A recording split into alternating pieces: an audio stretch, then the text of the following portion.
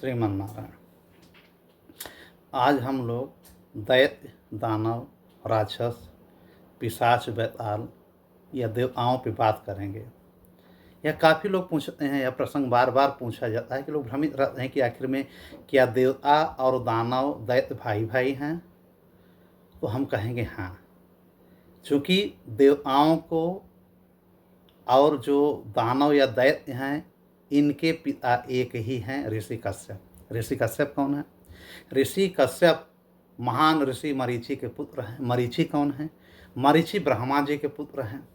इस प्रकार से कश्यप ने कई शादियां की थी दक्ष की पुत्रियों से, जिसमें उनकी एक पुत्री है अदिति।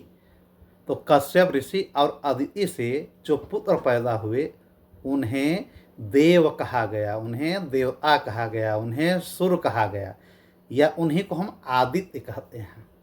ठीक है। कश्यप ऋषि और जो हमारे अदिति माँ हैं उनके पुत्रों को भी हम देव कहते हैं, देवता कहते हैं, और उन्हीं को आदित्य कहा जाता है। और कश्यप ऋषि की दूसरी पत्नी जिनका नाम दिति है, उनसे जो पुत्र होते हैं उन्हें हम दैत्य कहते हैं।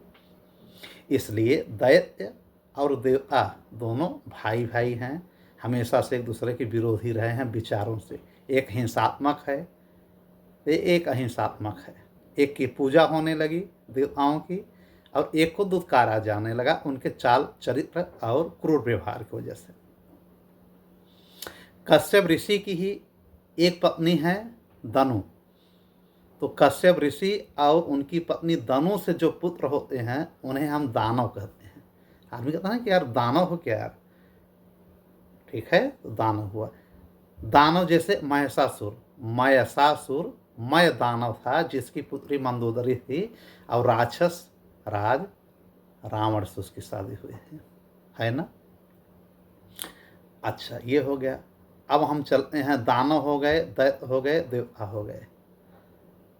अब हम बात करते हैं राक्षस की। राक्षस कौन है?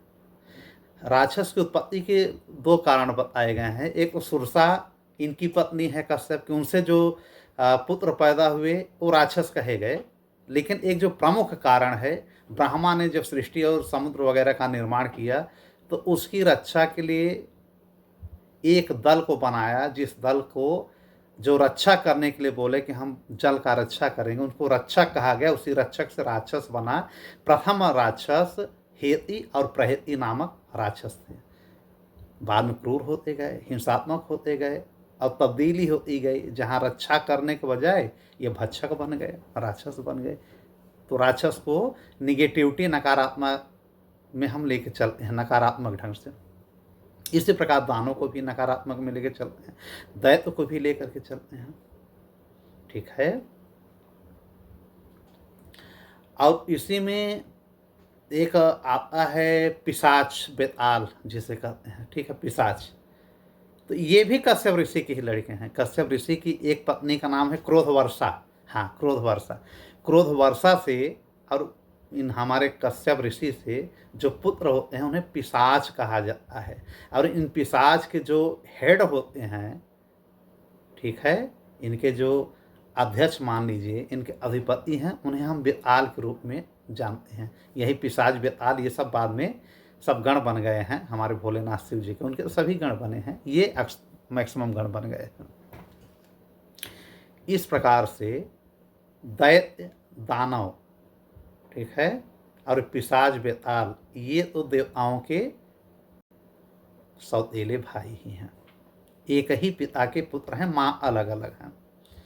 ठीक, यह प्रसंग जानना जरूरी है, क्योंकि सब लोग भ्रम में रहते हैं, सोचते हैं एक ही है। राक्षस अलग है, दैत्य अलग हैं, दानव अलग हैं। ठीक है। और अब आता है सुर और असुर कौन है। भाई, सुर हम किसे कहते हैं? देवताओं को कहते हैं। अर्थात जो देवता हैं सुर हैं, क्योंकि समुद्र मंथन से जब वरुण की पुत्री के रूप में सुर का प्रादुर्भाव होता है, प्राकट होता है, तो देवताओं ने उसको इनकार कर दिया। उस सुर को स्वीकार किया देवताओं ने। तब से समुद्र मंथन के समय से देवताओं का नाम हो गया सुर। और जो सुर को स्वीकार नहीं किया उसी का नाम पड़ गया असुर। तो इस प्रकार हम कह सकते हैं कि जो 33 कोटि के प्रकार के हमारे देवता हैं जो हम पूजते हैं, ये क्या हैं? सुर हैं। और राक्षस, दैत्य, दानव, पिशाच, बेताल या अन्य जो इनकी हिंसात्मक जो प्रवृत्ति ये सब हुए, ये असुर हैं। ठीक है, राक्षस थोड़ा सा अलग है, क्योंकि कश्यप के लड़के नहीं हैं राक्षस, ज़्यादातर कहीं कहीं सुरसा माना जाता है, लेकिन मैक्सिमम जो है ब्रह्मा का निर्माण समुद्र वाले जल जंतु से इसमें राक्षस की बात कही जाती है। राक्षस रावण भी है। ठीक है, मैं दानव, दानव है। अच्छा, प्रथम दैत्य कौन हुआ?